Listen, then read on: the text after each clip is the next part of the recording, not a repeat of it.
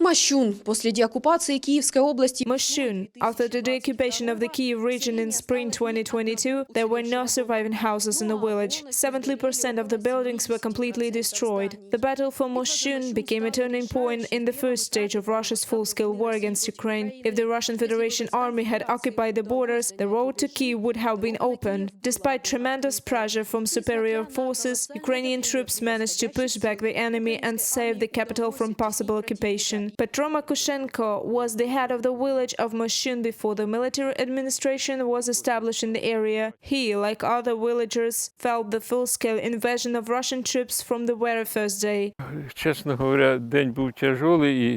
Honestly, it was a tough day. I can hardly recall it now because there were so many thoughts and problems. From here, from the side of Novi Petrivtsi, from the Kyiv Sea, Russian helicopters flew over us, even waving their hands at us. There were either 32 or 34 helicopters flying at once. They were heading to Hostomel, to the airport, where the Antonov cereal production plant is, and where there are military units, communications, and the National Guard. And within 5 minutes, there were explosions and smoke from there.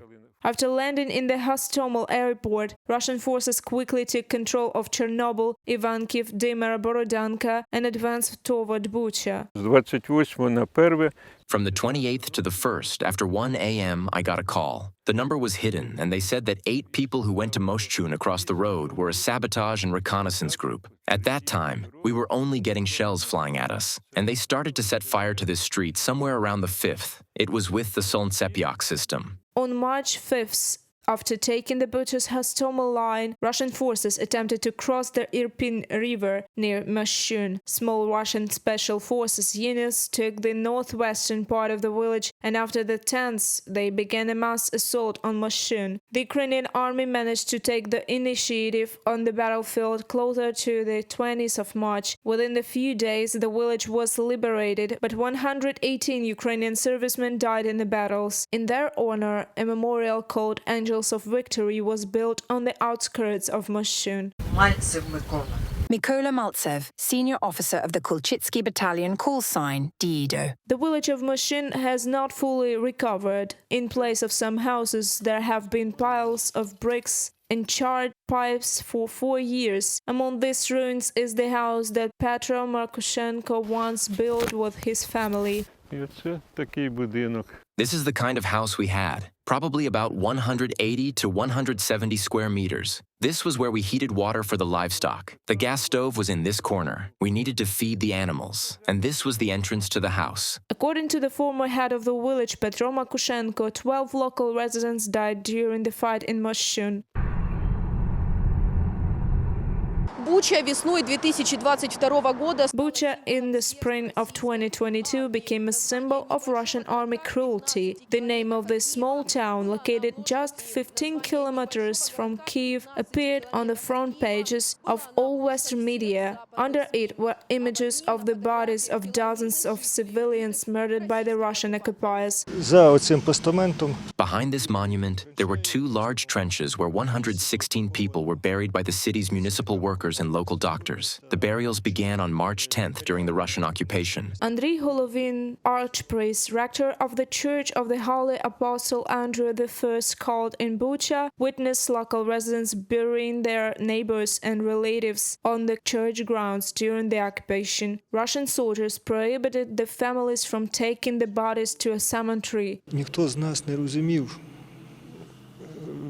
No one understood the scale of this war, its size, the devastation. You know, when the president of Russia speaks, he always says one thing, but the reality is sadly something completely different. I hoped I could be of use to people, but unfortunately, there was no such opportunity. During the occupation, there were no prayers in the church. I came here sometimes and even slept here, but unfortunately, there was no common prayer where we could gather people. The rector of the church remained in Bucha throughout the occupation. On February 27th, Russian tanks broke through into the center of the town, and enemy artillery shielded residential areas. Water, gas, and electricity were cut off in the city. In addition to Ukrainian military counterattacks, Russian forces encountered resistance from the local population. Residents made Molotov cocktails at home and threw them at the enemy's equipment. Despite this, the city remained under Russian control until the end of March. Найстрашніше було після окупації.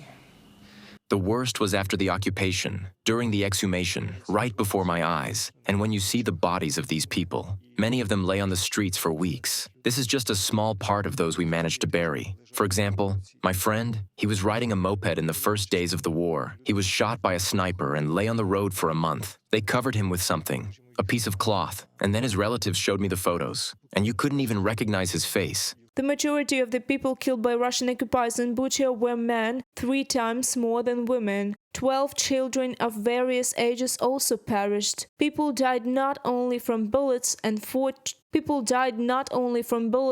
torture, but also from starvation and lack of medicine. According to the Bucha Archive Department, from the beginning of the full-scale invasion on February 24th to March 31st, 2022, 381 people were killed in the city. Співак нашого храму Андрій Шепило загинув. Our church singer, Andriy Shepelo, died along with his entire family. They didn't just die, they were tortured, then thrown into a pile and set on fire. Immediately after the liberation of Bucha, the world saw the true face of the Russian army. For instance, on Yablonska Street, the site of the largest mass killings of civilians, dozens of bodies were found in early April 2022. The Russian military also gathered groups of civilians, mainly men, bound their hands behind their backs, and later executed them in the street. Скільки би часу не пройшло, це важко.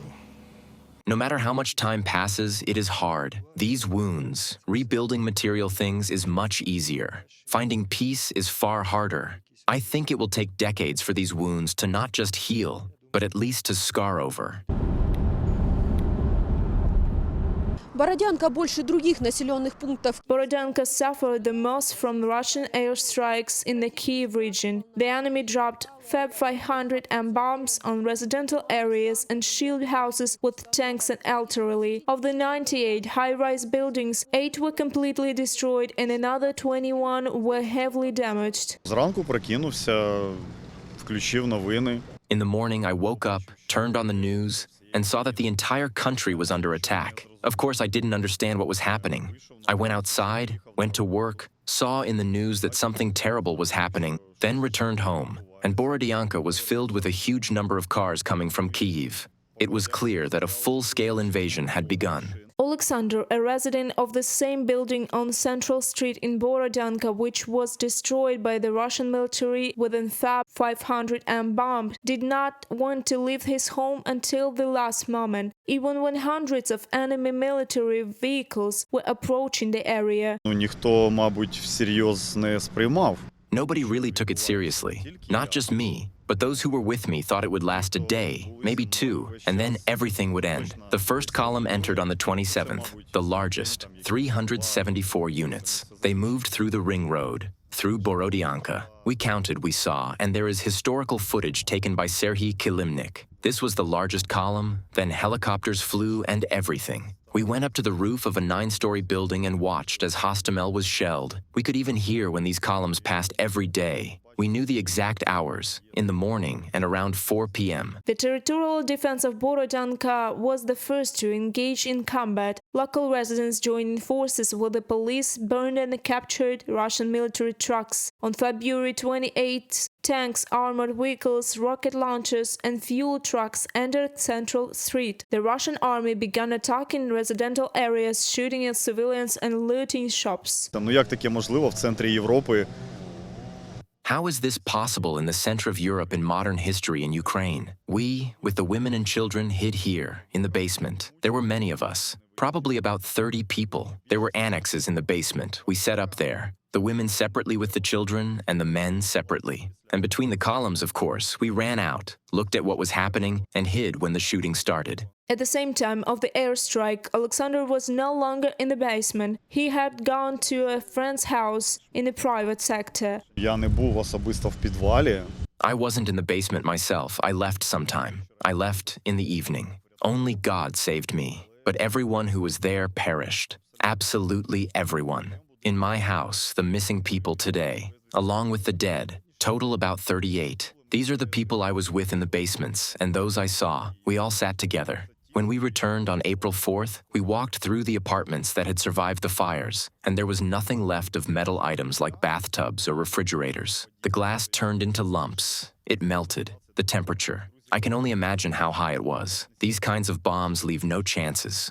Under the destroyed houses in Borodianka, dozens of bodies of local residents were found. In the courtyards and gardens, people buried their relatives or neighbors. On May 6, 2022, local police reported that more than 300 bodies of local residents had been found in makeshift graves, 85% of which showed signs of violent death. According to the latest data from the Borodianka Village Council, 107 local residents died during the occupation. There are people listed as missing. Рану ж не загоїш. A wound can't be healed superficially. These are soul wounds. It's all good that some facades are being rebuilt, but it doesn't make it easier. It probably never will. My mother was in this house. She was missing.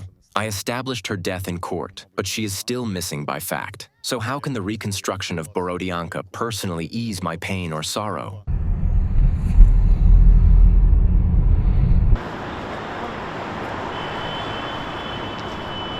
April 2nd, the anniversary of the deoccupation of the Kyiv region. Back then, in 2022, Russian troops withdrew from the suburbs of the capital to Belarus, leaving behind the bodies of hundreds of murdered civilians, destroyed villages and towns, burned houses and vehicles. 3 years have passed since then, and Kyiv continues to resist the enemy, now with air attacks, which, just like in 2022, are aimed at terrorizing the civilian population. Reported by Alexandra Заславець, Лариса Петрук, Віктор Головко, UATV News.